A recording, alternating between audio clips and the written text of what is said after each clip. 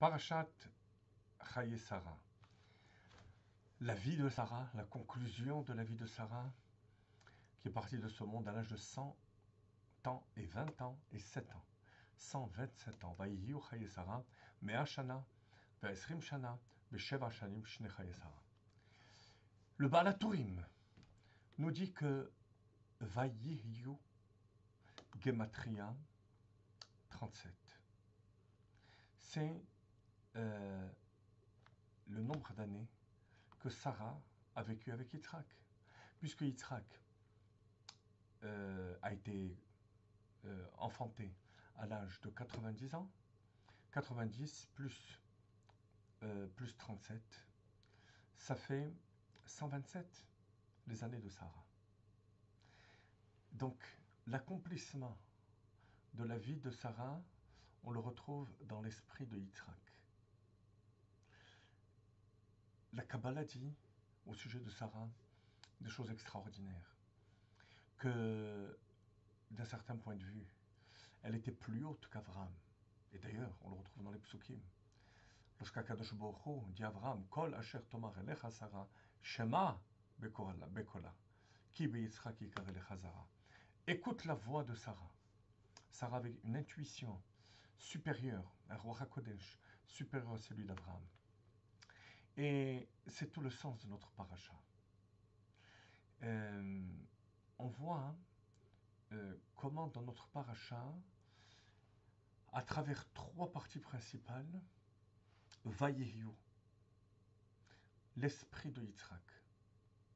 On sait que Yitzhak, c'est Midat HaGvura. C'est ce qui va canaliser le chesed d'Avraham pour que le chesed aille là où il faut. Ki beyitzchak yikare lecha zara. De manière à ce que l'héritage d'Avraham reste dans le domaine de la Kedusha. Et en étant dans le domaine de la Kedusha, il va avoir toute sa puissance pour éclairer le monde entier. Commençons par le premier passage de la paracha, lorsqu'Avraham acquiert Me'arat HaMachpelah. Au départ, Me'arat HaMachpelah a une vocation universelle, puisqu'Adam Rishon y est enterré avec Chava. Et c'est la raison pour laquelle on appelle la grotte, l'endroit, Kiryat Arba.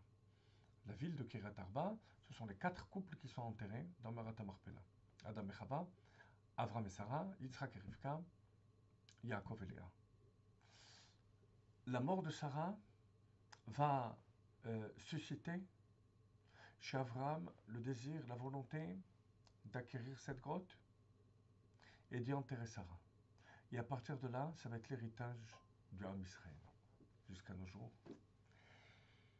Ce qui veut dire que le potentiel de Kedusha qui est dans le monde, Adam et Chava, va être canalisé par Avraham, grâce à Sarah, pour aller au sein du Ham Israël. Deuxième épisode dans la paracha, le mariage de Yitzhak et Rivka. Là aussi, à travers la mission qu'Avraham va donner à Eliezer, de prendre à tout prix une femme pour Yitzhak, de sa famille, Mimishparti ou Mibatavi, de ma famille, de la maison de mon père. La descendance et le patrimoine d'Avraham va rester au sein de la famille, de la Kedusha. De nouveau, cette canalisation des forces dans le domaine du Ham Israël. Et enfin, le dernier épisode de la paracha, lorsqu'Avraham reprend Ketura, qui est Hagar, et avec laquelle il va avoir des enfants, ils vont être ensuite envoyés pour accomplir leur mission, mais en dehors de la maison d'Avraham. Vaishal Chem Me'al Panav. Il les a renvoyés de là où ils étaient, pour accomplir leur mission à l'extérieur. De manière à ce que la Kedusha, le potentiel de Kedusha, reste dans la maison d'Avraham.